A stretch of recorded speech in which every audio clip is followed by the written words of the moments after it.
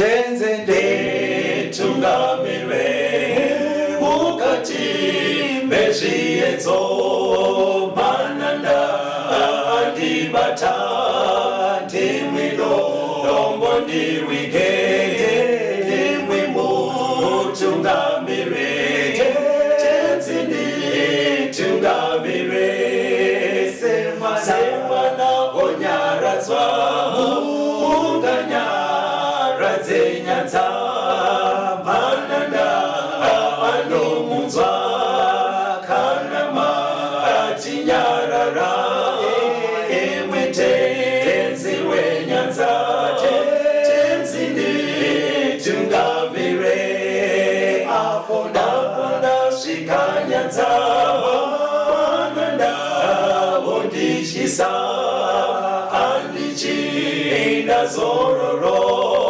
ndotsamira kune mwinga andinzwe imwi moti ndinokutumamira. Kwazi vateereri, tinomuchingamidzai kuchirongwa The Second Coming of Christ chamunopiwa naPastor Gift Rhodes vekuNorth Zimbabwe Conference of the Seventh-day Adventist Church pamwe chete naPastor Caston Betera vekuEast Zimbabwe Conference of the Seventh-day Adventist Church. Mustudio nhasi tina Shailet Chakabveyo, ndiye ari kutiisira musign language. Fundiswa sei vateereri? Vateereri tinokuchingamidzai. Tinoda kutenda. Hurukuri yatinayo nhasi vateereri ine musoro wenyaya unoti iwo Mwari nenzvimbo yake tsvene part 2. Part 2 nacho? Okay. Tiri kuenda part 2. Takamboikurukura muhurukura yakapfuura. Saka toda kuiti susukidzei. Haisati tirimo munzvimbo tsvene imomo. Yes. Tiverengere mufundisi Daniel chapter 2 verse ya 44 na 45. Daniel 2 verse 44 na 45. Right. Zvino nemazuva emadzimambo iwayo Mwari wekudenga uchamutsa ushe husingatongoparadzwi, uye simba rahwo haringapfuure kune rumwe rudzi rwevanhu. Asiwo huchaputsanya nekuparadza ushe uhwo hwose, ihwo huchamira nekusingaperi. Zvamakaona ibwe richivezwa mugomo zvisingaitwe nemaoko evanhu, rikaputsa-putsa dare nendarira nevhu nesivheri nendarama. Mwari mukuru wakazivisa mambo zvichazoitwa pashure. Kurota uku ndekwazvokwadi, nekududzirwa kwazvo ndekwazvokwadi. Fungwa yatoda kuti titore mundima yevateereri. Daniel chapter 2 ari kutaura nezvaJesu, achiburitsa Jesu samambo, saishe. Okay. And so andioni wanzoda kuisa kachirungu. Maybe muri kuti mufundisi vari kuti Daniel 2 inorivhila madzimambo akawanda, asi pakupedzisira inoburitsa umambo hwaMwari. Saka iri kunoburitsa Jesus ari a king. Yeah. Jesus as the king. As a king. All right. Kachirungu ako. Ikako. It's okay. Zvinobatsira futi kuti zvinyatsojeka nditika. Saka muna Daniel 2 Mwari anoratidza kuti pachaita umambo huchatonga huchiravana. Yes. Humwe huchiuya, hobva kouya humwe huchichinjana. Asi pakunopedzisira umambo hwapanyika, hwekuchinjana kwamadzimambo epanyika, yes, huchagumiswa. Okay. Wanze hunozoguma rini? Panzi mumazuva emadzimambo iwaya. Ndo aya ataimbodzidza kumashure. Alright. Kuti madzimambo ari kunzi iwaya aya ndo madzimambo enyika dzemuEurope dziriko nhasi. Yes. Kunzi mumazuva acho iwaya aya Mwari ndo paachaisa umambo hwake hunomiririrwa nedombo. Okay. Saka ndo kudzikwa kweushe hwaKristu achiuya samambo pasecond coming. Okay. Saka Daniel 2 iri kuburitsa Jesu ari mambo. Bhuku raDaniel rakazara nekuratidza Jesu. Okay. Asi anoratidzwa ari muzvimiro zvakaita sei? Zvakasiyana. Tegai tiverenge kuna Daniel 7 Daniel 7 verse 9 na10 neverse 13 na14. Daniel 7 verse 9 na10 neverse 13 na14. Right. Ndikaramba ndakatarira kusvikira zvigaro zvoushe zvagadzwapo, mumwe akakwegura pamazuva ake akagarapo. Nguo yake yakanga yakachena sechando, uye vhudzi romusoro wake rakanga rakaita semakusha akanatswa. Chigaro chake choushe yakanga iri mirazvo yemoto, makumbo acho uri moto unopfuta. Rwizi rwemoto rwakanga ruchibuda ruchibva pamberi pake. Zviuru nezviuru zvakanga zvichimubatira, uye pamberi pake pakanga pamire zviuru zvine 10 nezviuru zvine 10. Kutonga kukatanga, bhuku dzikazarurwa. Verse 13. Ndikaona pane zvandakaratidzwa usiku, ndikaona mumwe akafanana nemwanakomana womunhu achiuya nemakore ekudenga. Akasvika kune wakakwegura pamazuva ake, akamuswededza pamberi pake, akapiwa simba nekubwinya neushe, kuti vanhu vose nemarudzi ose nemarimi ose vamushumire.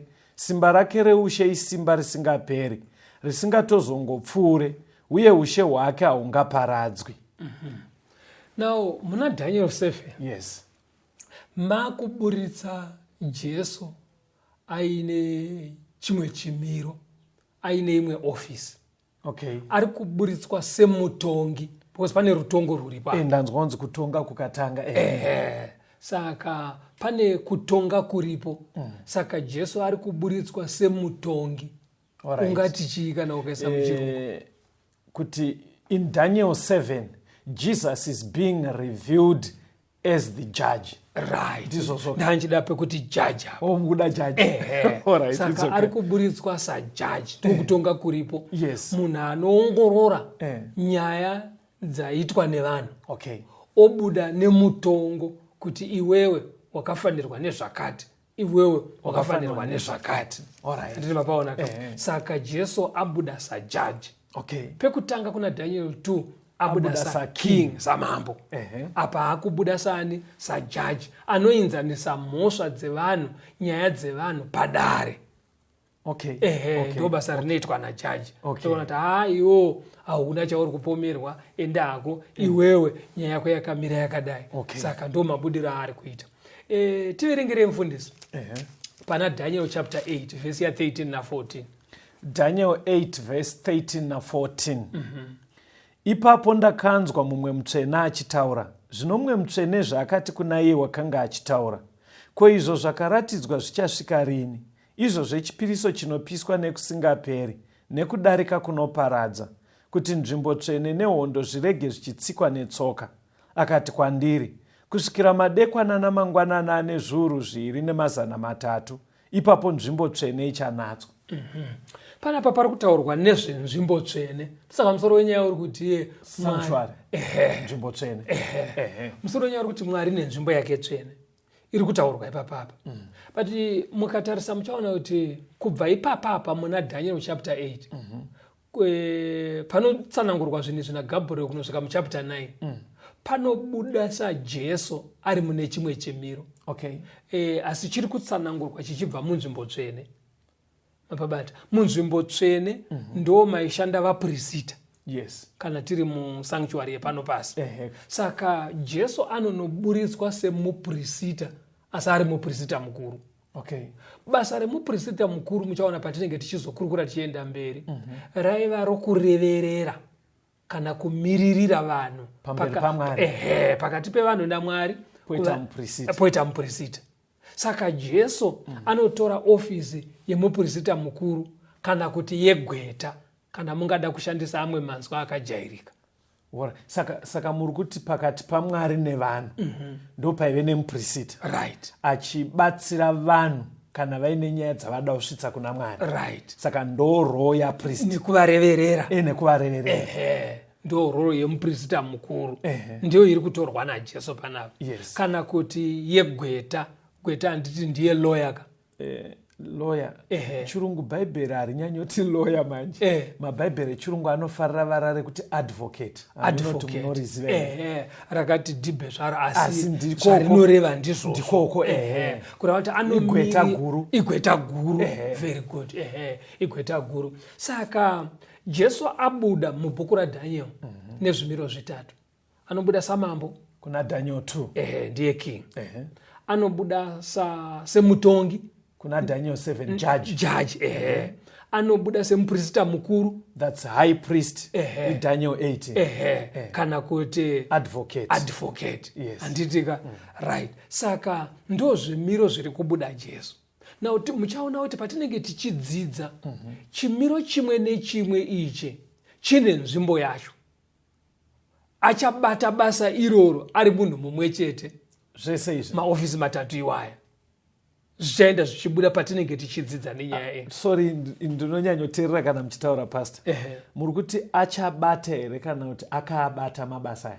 Now rega tinzwe mubvunzo wako iwoyo unonyatsopindurika patichaenda mberi nehurukuro yedu kuti zvakaitika here, zvichiri kuitika here, akatoita mambo kudhara here, zvikatopera achave mambo here, akatoita gweta here, achave gweta here. Regera zvibude tichikurukura.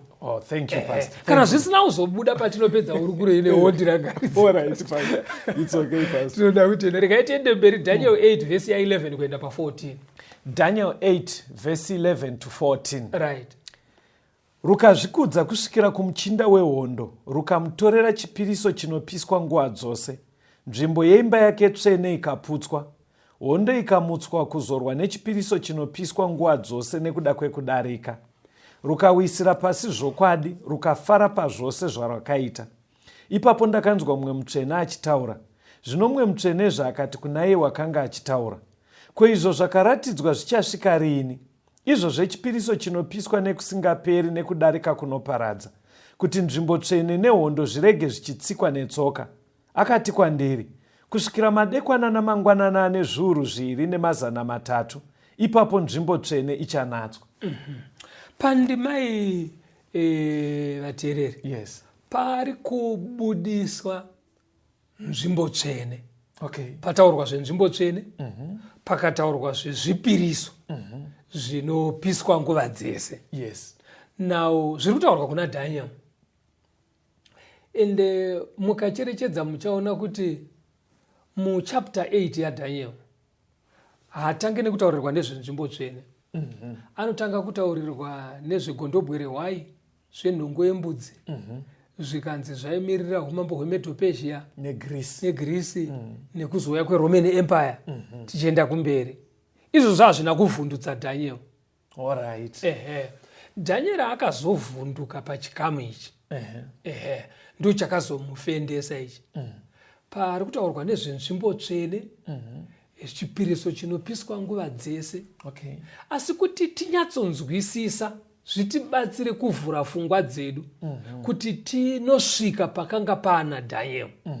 Zvakanaka kuti tidzokerewo mubhaibheri tinotsvaka zvenzvimbo tsvene. Okay. Sezvatinoona kuna Exodus 25 verse 8, 9 na 40. Zvirikutaurwa namufundisi ndezvekuti patine tichidzidza ndima dzemubhaibheri, kunyange zvimwe zvichiita kunge zvine zvisati zvajeka, nengari yekuti ndima iyi iri kutaura zvezvipiriso, yotaura zvenzvimbo tsvene.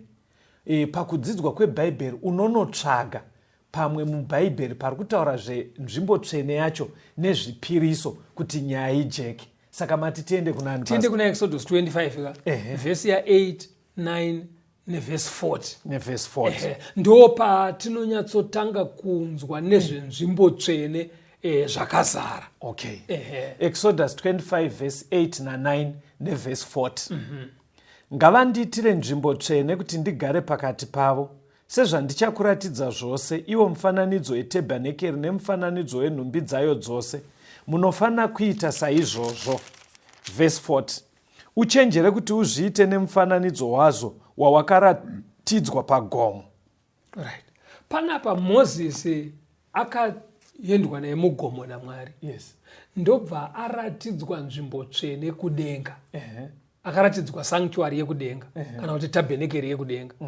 Airatidzwa ndobva anzi chienda kuvaIsraeri. Yes. Muti vandivakire nzvimbo yakaita seiyi yawaona. Okay. Kureva kuti akanzi vavake pano pasi yakafanana neyakaratidzwa kudenga. Kureva kuti nzvimbo tsvene yakagadzirwa panapa waive mufananidzo weiri kudenga. Okay. Mwari achibva apa chikonzero anzi kuitira kuti ndigogara pakati pavo. Saka akauya Mwari akagara. Aiwa ndikuteerera akauya here Mwari. Aiwa chiverenga Mabasa 17 verse 24 tinzwe kuti inotsanangura pfungwa iyoyo. Mubvunzo wakanaka wamuri kubvunza mufundisi. Mabasa 17 verse 24. Right.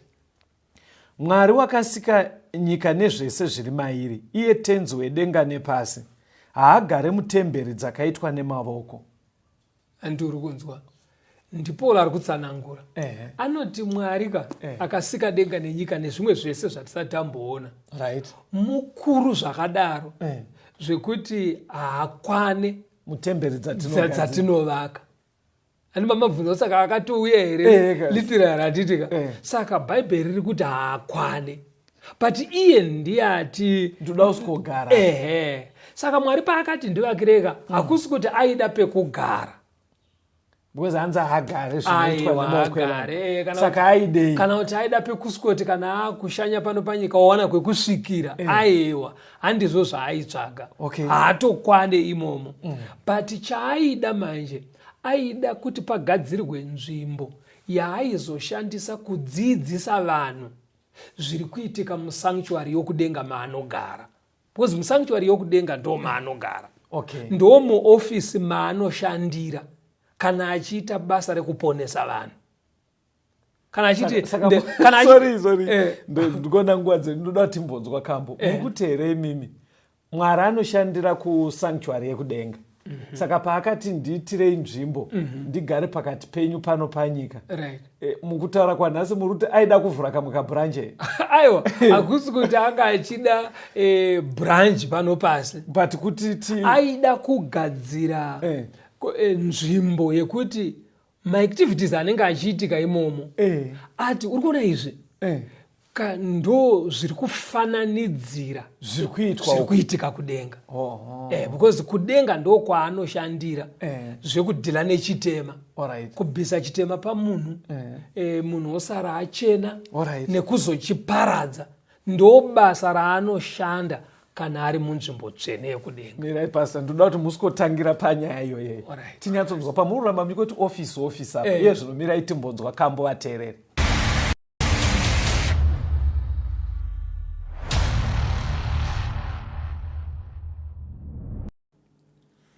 Mukadzi ave patsime akazoshama, Jesu amukumbira mvura. Akati kwaari ungakumbira sei, mvura kumukadzi weSamaria.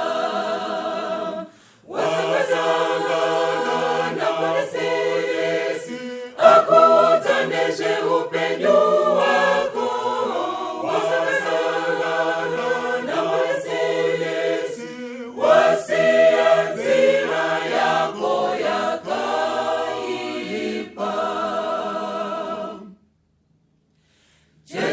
Akati kwaari dai waiziva kuti ichi chipo chaMwari. Ane upenyu iye anokupa mvura, nekuti ndiye tsime reupenyu. Wasangana naMwari Yesu, akuudza nezveupenyu hwako.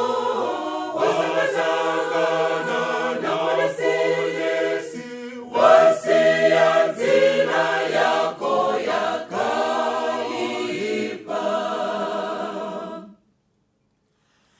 Amotaura kwenguva naJesu Kristu, ndiye akange wakumbira. Jesu akamuudza neupenyu hwake, akadzokera kukutakudza vanhu. Wasangana naMwari Yesu, akuudza nezveupenyu hwako. Wasangana naMwari Yesu, wasiya nzira yako yakaipa.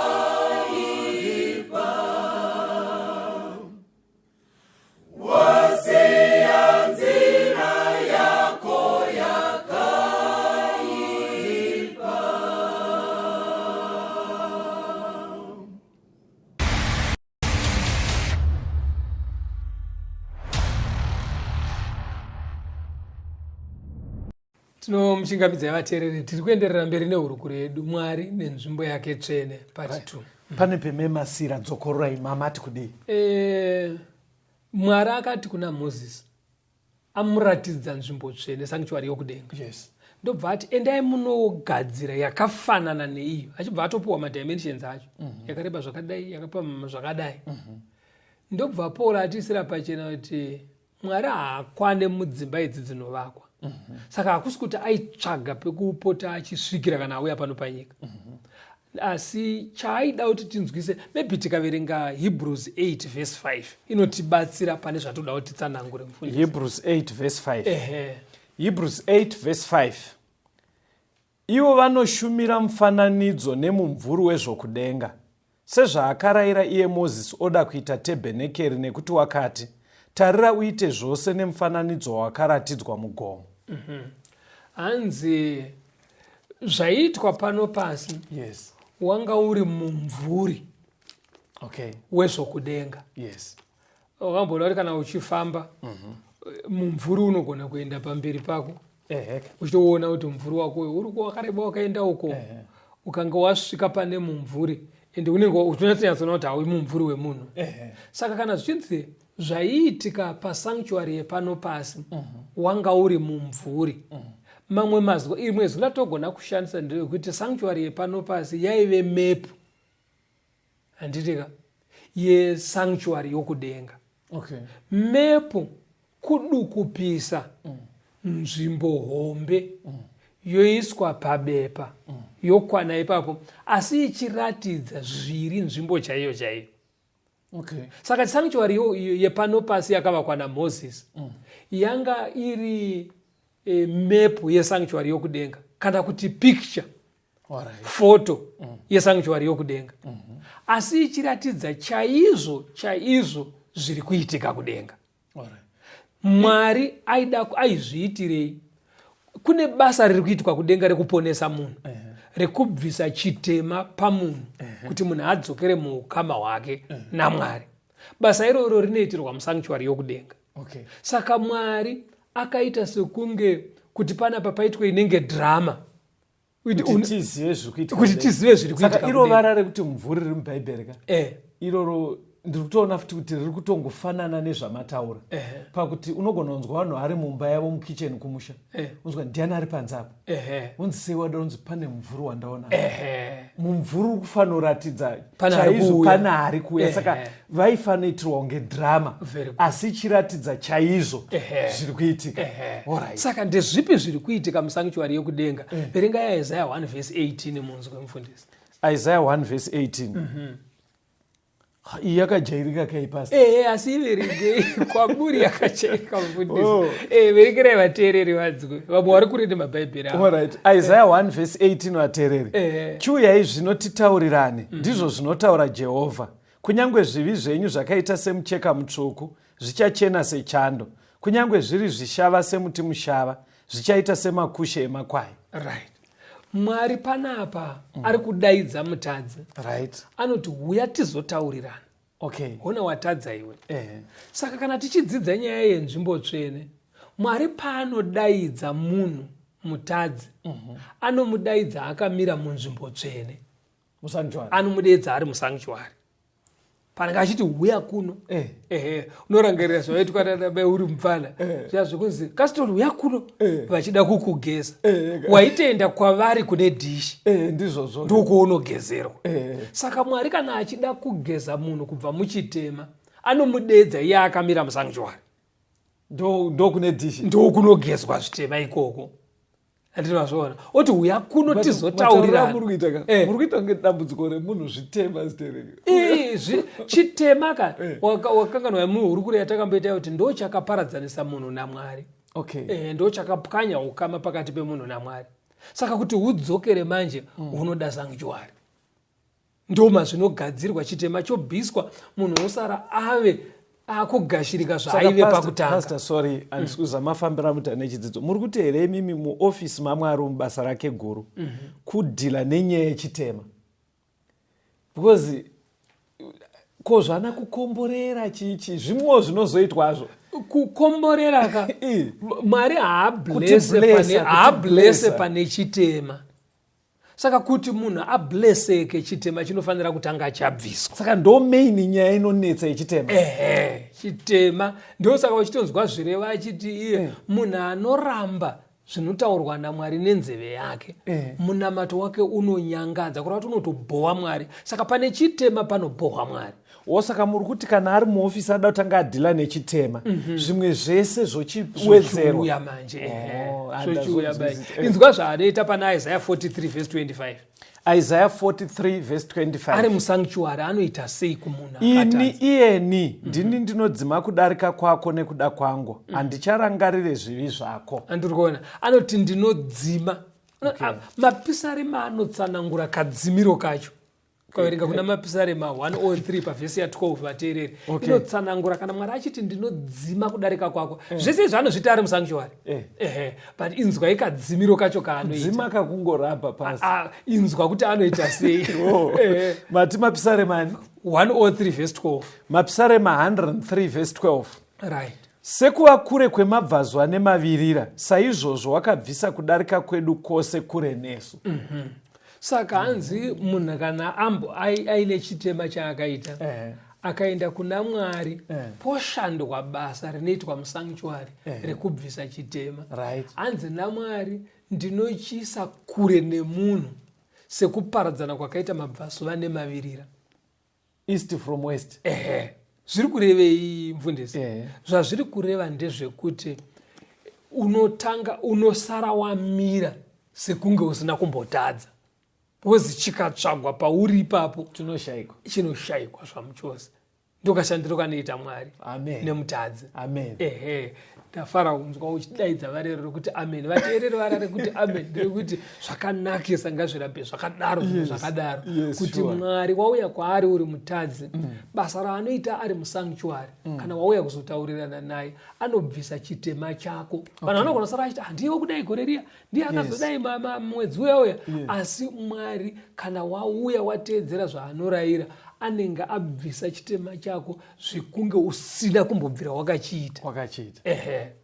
Inzwai, but pane chimwe chimiro chakakosha chatofanira kucherechedza kuti zvitema zvibviswe. Takudzokera pane zvaiitika musanctuary munzvimbo tsvene pano pasi. Yamaiti yaita unge drama asi ichitidzidzisa process yacho. Kuna Leviticus 4 toda kuverenga vhesi ya2, vhesi ya3, vhesi ya22 nevhesi ya27 dziri 4. Leviticus 4 vhesi ya2. Right. Taura nevana vaIsraeri uti kana munhu akatadza nekusaziva pachinhu chimwe chezvakarayirwa naJehovha kuti zvirege kuitwa akaita chimwe chazvo. Verse 13. Kana ungano yose yaIsraeri ikatadza chinhu icho chikasazikanwa neungano kana vakaita chimwe chezvinhu zvakarayirwa naJehovha kuti zvirege kuitwa vakaparamaka. Verse 22. Kana vakuru akatadza akaita nokusaziva chimwe chezvinhu zvose zvakarayirwa naJehovha Mwari wake kuti zvirege kuitwa akaparamaka. Verse 27. Kana mumwe wevanhu vavo akatadza akaita nekusaziva chimwe chezvinhu zvakarayirwa naJehovha kuti zvirege kuitwa akaparamaka. Yes. Pane fungwa iri kuramba ichidzokororwa. Munhu akatadza, munhu akaparamaka nokusaziva. Paripa pachingonzi nekusaziva. Asingazive. Zviri kutsanangurwa vateereri. Akusi kusaziva kuya kwekuti munhu anobva ava blank zvekusatoziva kuti ichikutadza.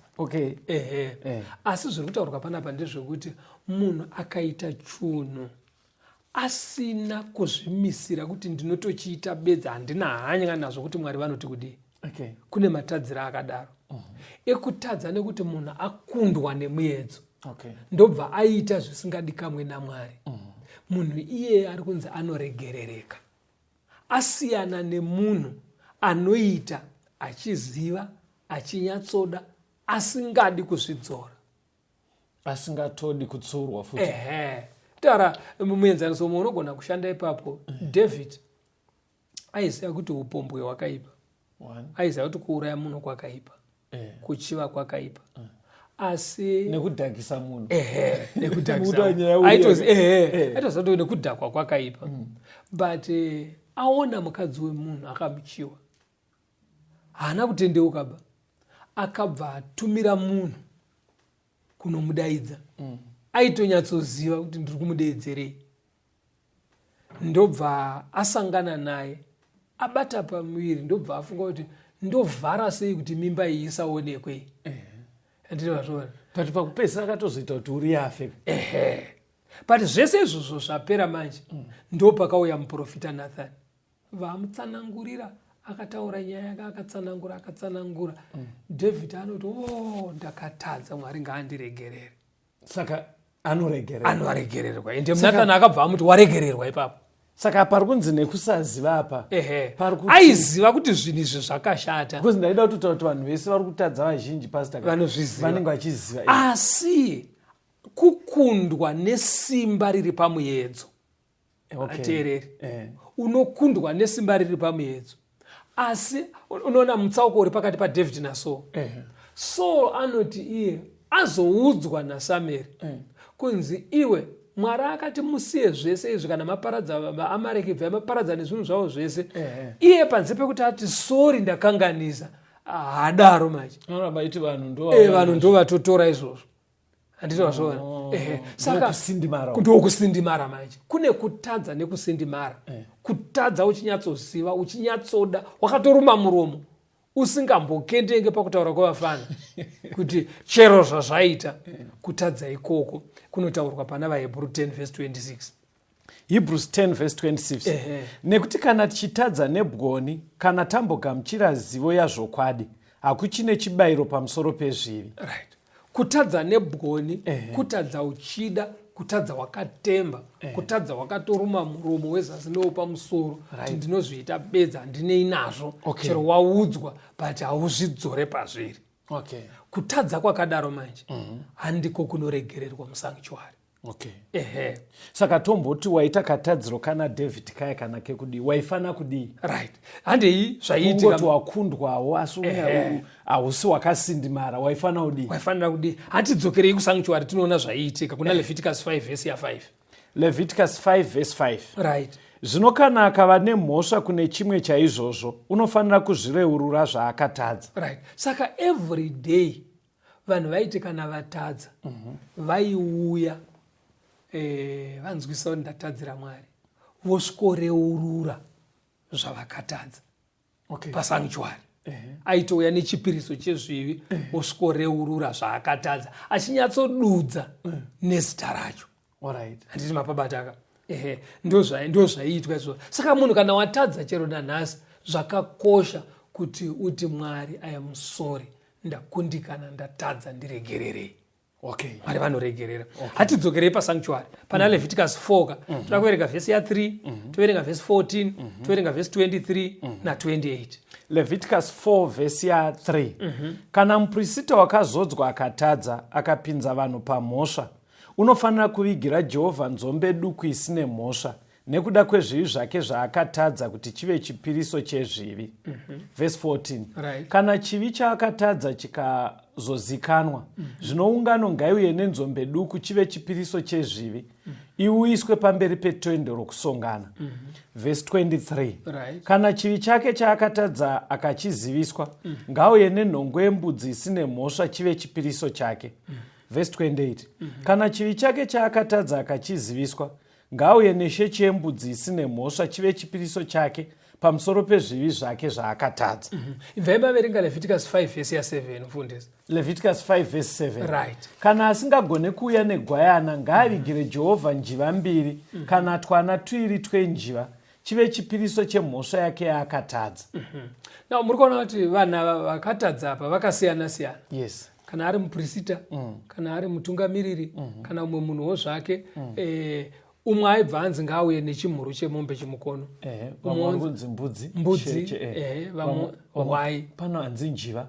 Anenge azoshaya hwai aita murombo asi akatadza, aisangokumbira chete achiti ndiri murombo, aitonotsvaga manyana enjiva. Ouya nawo. Paitoda chaunouya nacho. Paitoda chipiriso chezvivi. Zvaive zvokusweta sei? Chiverengai pavhesi ya33 muna Leviticus 4 kuti aisweta sei. Leviticus 4 verse 33. zvino ngaaise ruoko rwake pamusoro wechipiriso chezvivi agoriuraya panourayirwa chipiriso chinopiswa. Right. Saka munhu aiti kana auya nechipiriso chiya inga mhuri yemombe, mbudzi, hwai kana manyana enjiwa aiswesa maoko ake pamusoro pechipiriso chiya. Right. Oreurura, tenze ndakatadza ndokumbira mundiregererewo ndikangamwirei. Saka paari kudaro mumufananidzo uyu chitema chaibva pamutadzi choenda pachipiriso. Okay. Nekuisa maoko pamusoro pechipiriso. But hanzi chaizourayiwa. Ndiye aibva auraya. Mukuuraya ikoko manje Mwari aida kurangaridza mutadzi kuti chitema chinouraya akachitakura. Okay. Zvokuti dai waramba uinacho iwo wanga uchifa. Okay. But panguva imwe chete iyoyo ari kuti tarisaoneka iwo ndiwo wanga wakafanira kufa, asi zvawareurura chitema chabva pauri nerufu rwabva pauri. Saka pawauraya chipiriso chisina mhosva, mbudzi yanga ichingozvifambirawo, yanga ichitozviyamwirawo, nemhuri yemombe yanga ichitozviyamwirawo, inini ndagamuchira kuti kwafiwa chitema chauraya sezvachinoda. Asi Mwari ari kuti tinogashira kutsinaniswa kwemutadzi nechipiriso chezvivi. Alright, Pastor. Mirai timbonzwa kambo. Ndoda kuti musikodzokorora pfungwa iyi because hameno zvamama kuti ropa kutsinanisa. Ndoda kuti tisikotangira papfungwa iyi. Vateereri ngatirambei tiri pachirongwa timbonzwa kambo.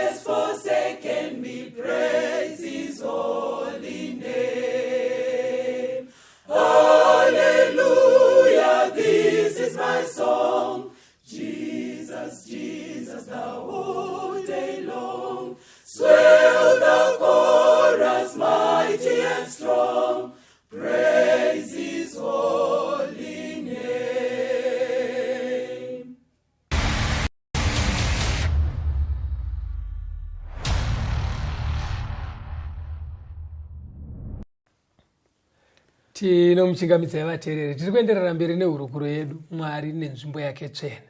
Dzokorai mufundisi pamanga muchitaura kuti munhu kana atadza muchitaura zvekuuya nemombe, hwai, njiva oreurura zvourayiwa. Dzokorai process iyoyo. Pane pandoda unyatsobata zvakanaka.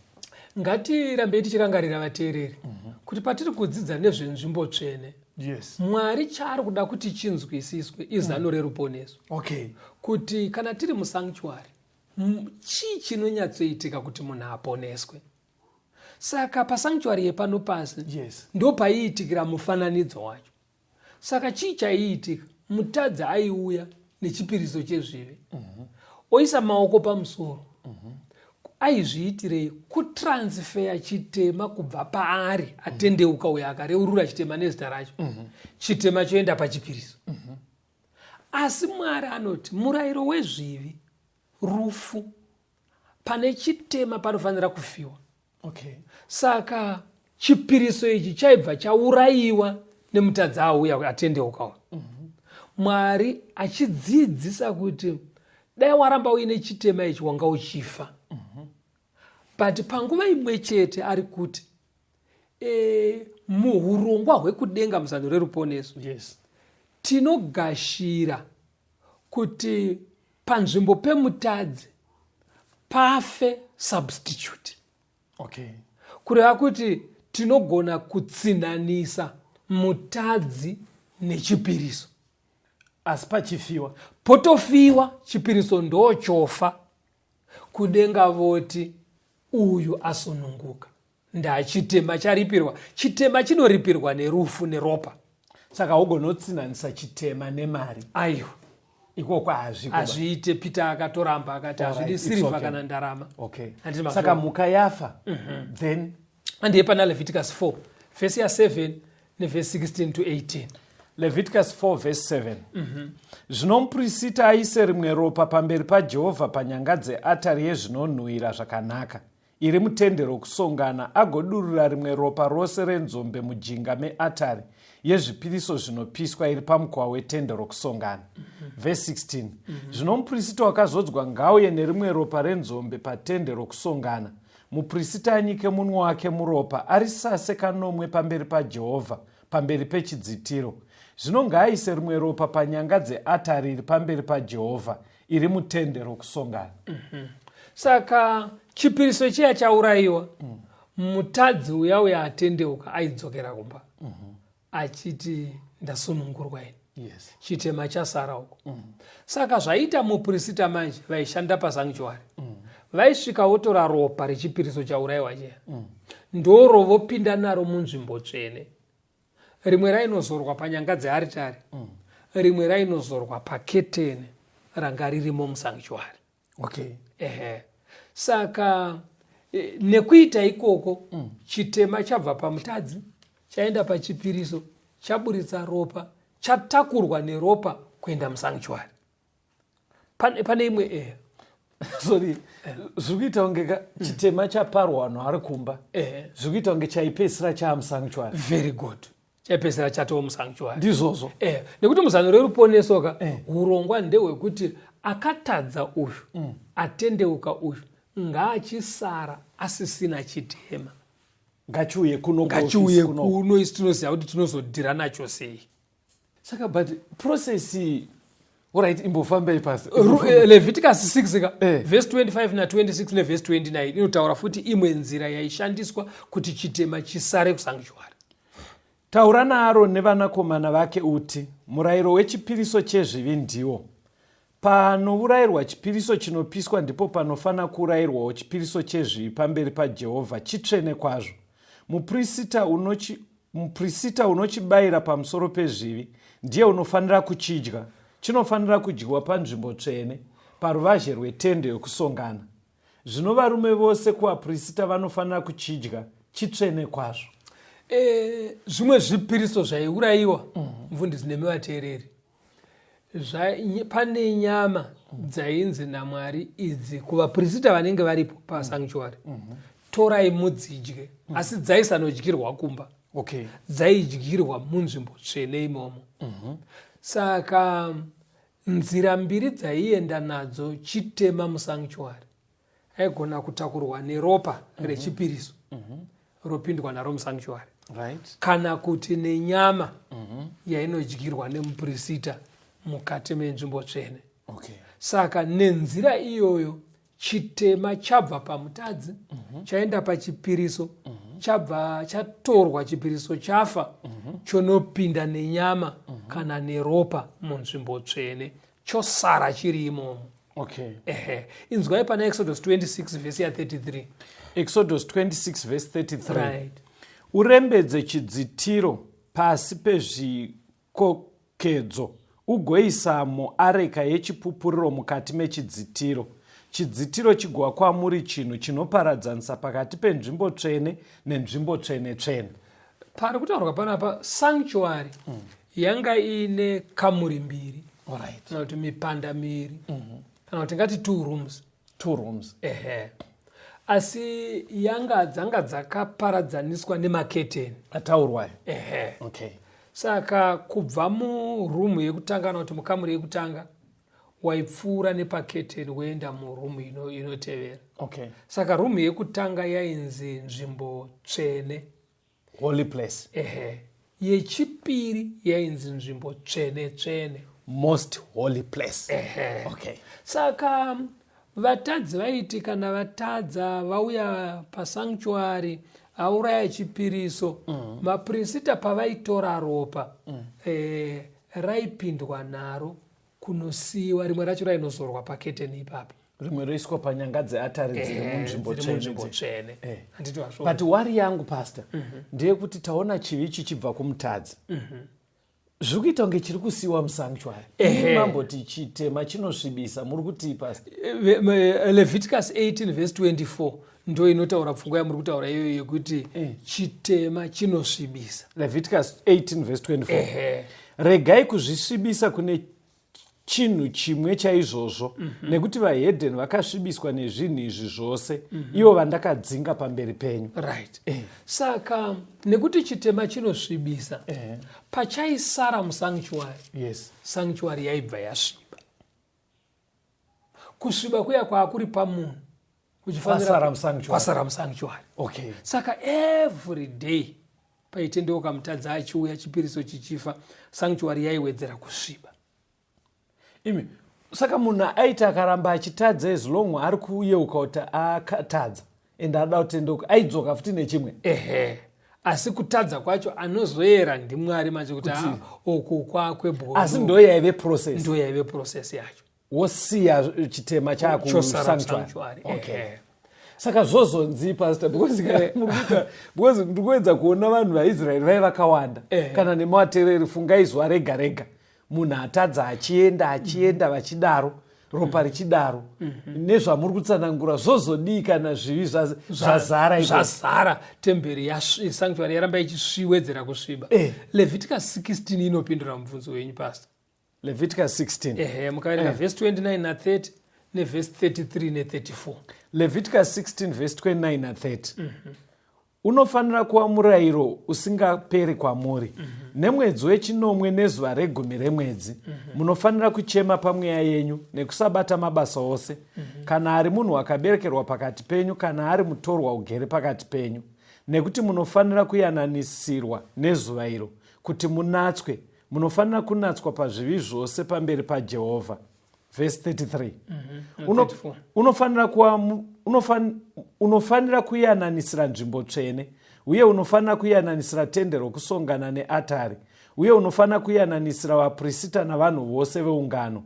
Uyu unofanira kuva murayiro usingaperi kwamuri, kuyananisira vana vaIsraeri kamwe chete pagore pamusoro pezvivi zvavo, akaita sezvakenge zvarayirwa Mozisi naJehovha. Now mukati megore, gore rimwe nerimwe pakanga paine dhei rakatsaurwa naMwari, rainzi musi wa10 mwedzi wechi7. Rainzi izuva redzikinuro, zuva rekucheneswa kwesanctuary nevanhu. Mirai ndibatsire vaverengi vechidiki. Nechirungu ndonyanyochesa bhaibheri rechirungu rinoti day of atonement. Ndo zvamuri kuedza kutsanangura kuti ikoko yanga uri mukana wekuyananiswa kwevanhu naMwari. Okay. Nekucheneswa kwesanctuary yanga ichisvibiswa nezvitema zvakashongana, nekucheneswa kwevanhu zvamuchose, nekuparadzwa kwechitema. Apabata pane kuyananiswa naMwari, but munhu anoyanana naMwari kana chitema chaparadzwa. Alright. Saka chitema chaifanira kubva chaparadzwa. Number 1. Zvitema zvazvichiungana musanctuary zvaifanira kubviswa imomo kuti isare yachena. Saka kuchena kwayo ndo yaibva yanzi nzvimbo tsvene yacheneswa. Ndo zvaiitika padhei iro riri. apa ndonyaya yange ichitaurwa nadhaniel ka kwatabva kuyanzi nzvimbo tsvene ichacheneswa ndonyaya yacho ndosaka tadzoka kwazvakatangira kuti tinzwise language iri kuna dhaniel yekunzi nzvimbo tsvene icanatswa kana takuzodzokera kuna dhaniel manje zvareruka ndadzoka hatifambei tese vateerere Leviticus 16 vhesi ya15 na16 Leviticus 16 verse 15 na 16 ipapo unofanira kuuraya mbudzi yechipiriso chezvivi yavanhu ndokuuya neropa rayo mukati mechidzitiro ugoita neropa rayo sezvaakaitwa neropa renzombe ari sase pamusoro pechifunhiro chokuyananisa unofanira kuyananisirawo nzvimbo tsvene nekuda kwokusanaka kwevana vaIsraeri uye nekuda kwekudarika kwavo nezvivi zvavo zvose saizvozvo unofanira kuitirawo tende rokusongana rinogara navo pakati pokusanaka kwavo. Saka musi uyu weatonement kwaisarudzwa mbudzi mbiri pokandwa mujenya Mwari otsaura Yake. Yasarudzirwa Mwari iya yaibva yaurayiwa.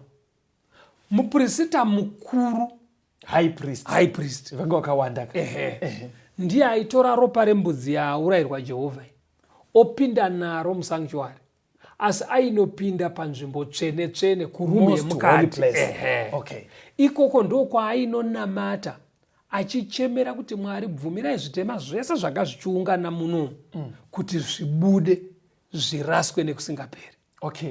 Ochibuda muya manje kana akubuda imomo verenga vhesi ya20 kuenda pa22 Leviticus 16 verse 20 to 22 kana apedza kuyananisira nzvimbo tsvene netende rokusongana neatari ngauye nembudzi menyu Aroni agoisa maoko ake ose pamusoro wembudzi menyu ndokureurura pamusoro payo zvakaipa zvose zvevana vaIsraeri nekudarika kwavo kwose izvo zvivi zvavo zvose ngaaise pamusoro wembudzi ndokuiregedza itumwe kurenje nemunhu wakanga arayirwa.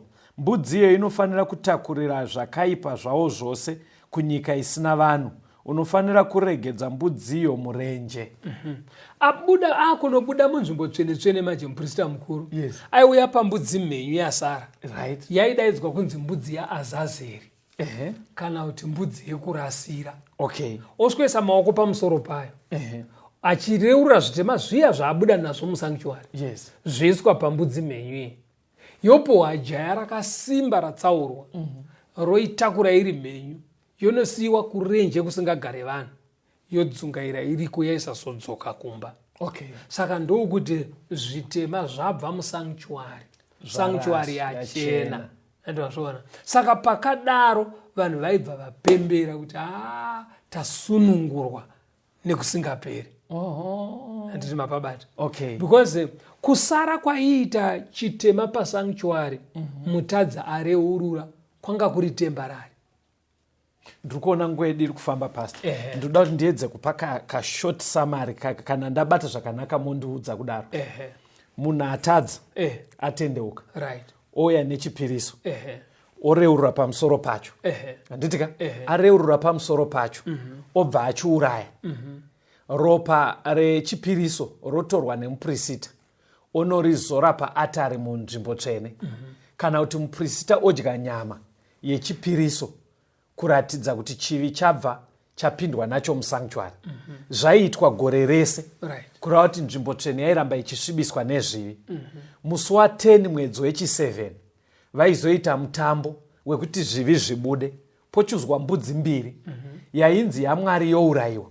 Muprista opinda the most holy place manje oreurura zvivi zvese. Kana abudamo imwe mbudzi yasara iri mhenyu yainzi yaAzazeri oisa maoko pamusoro payo oreurura zvivi zvese. Zvivi zvoiswa pambudzi yobva yanorasirwa kure murenje kureva kuti nzvimbo tsvene yanatswa vanhu vasunungurwa pazvivi. Ndizvo here mfundisi? Exactly wanyatsosamarisa zvakanaka. Saka kuna Leviticus 23 pavhesi ya27 kuenda pa30. Leviticus 23 verse 27 to 30. Zuva regumi remwedzi uyu wechinomwe izuva rekuyananisira. Munofanira kuita naro ungano tsvene. Munofanira kuchema pamweya yenyu nekuigira Jehovha chipiriso chinoitwa nemoto. nemusi uyu musabata basa ripi neripi, nekuti izuva rekuyananisira kuti muyananisirwe pamberi paJehovha Mwari wenyu, nekuti ani nani asingacheme pamweya wake nemusi iwoyu uchabviswa pakati perudzi rwake. Nomunhu upi noupi unobata basa ripi neripi nemusi iwoyu, munhu iyeye ndichamuparadza pakati perudzi rwake. Saka munhu anenge asina kuuya nezvitema zvake kusanctuary, yes, kana kuti aisauya nevamwe pazuva iri, Mwari aibva amuparadza. Saka raita sekunge zuva rerutongo, vakareurura vobva vacheneswa zvamuchose, zvitema zvavo zvobviswa musanctuary, zvonoraswa. Kana munhu akambounza chitema kusanctuary, asi pazuva iri akava careless, akasauya kuzochemawo, aitora chitema chake bheki, obva aparadzwa nacho. Saka zvese zvamasamaraiza izvi mufundisi, zvainongedzera pana Jesu. Pazvipiriso zvese izvi, because Jesu paakafa pamuchinjikwa, akafa sechipiriso chedu chezvivi. Handiti wazviona? Akafa panzvimbo pemutadzi. Vhesi rekupedzisira vaHebrew 8 verse 1 nevhesi 6. Hebrews 8 verse 1 nevhesi 6. Zvino shoko guru pana izvozvi zvataurwa ndiro kuti tino muprista mukuru wakadai, wakagara kurudyi rwechigaro choushe choumambo kudenga. Asi zvino wakapiwa basa rakanyanya kunaka, sezvaari murevereri wesungano inopfuura nekunaka, yakasimbiswa nezvipikirwa zvinopfuura nekunaka. Jesu akafa sechipiriso paKalvari. Amuka akunda rufu, akatora ofisi yeuprista. Ndo yaakuita kusanctuary chaiyo kudenga. Saka isusu vateereri nhasi tiri kukokwa, hatisaremerwa nezvitema zvedu, handei nazvo kuna Jesu. Akatozvibhadhara kare paakafa pamuchinjikwa. Nhasi ari kutimiririra semuprista mukuru kuti aparadze zvitema zvese zvakatendeuka zvikareururwa. Toda kutenda vateereri, munogona kudaro muine mibvunzo kwamuri. Tokumbira kuti vane mibvunzo tsvagai vanopinda sangano reSeventh Day Adventist Church vanogara padhuze nemi, vanokubatsirai mibvunzo yenyu. Zvikaramba izvozvo, mufundisi vakudeedzera phone number dzekuti tinogona isa ma-SMS kana ma-WhatsApp kana kuchaya nhare kuti tibatsirike zvichienderana nezvidzidzo zvataitisa. Vapei phone number 0775 460 175. 0775 460 175. Kana kuti 0716 452 086. 0716 452 086. Mwari ave nemi, tisangane muchikamu chinoteera. Tenzende tungamirwe mukati mezviedzo mananda andibata ndimwino dombo ndiwike ndimwimo tungamirwe tenzende tungamirwe semwana onyaradzwa unganyaradze nyanza mananda anomunzwa kana matinyarara emwete tenzi wenyanza tenzindi tungamire apo ndasvika nyanza mananda vondishisa andichienda zororo ndotsamira kune mwenga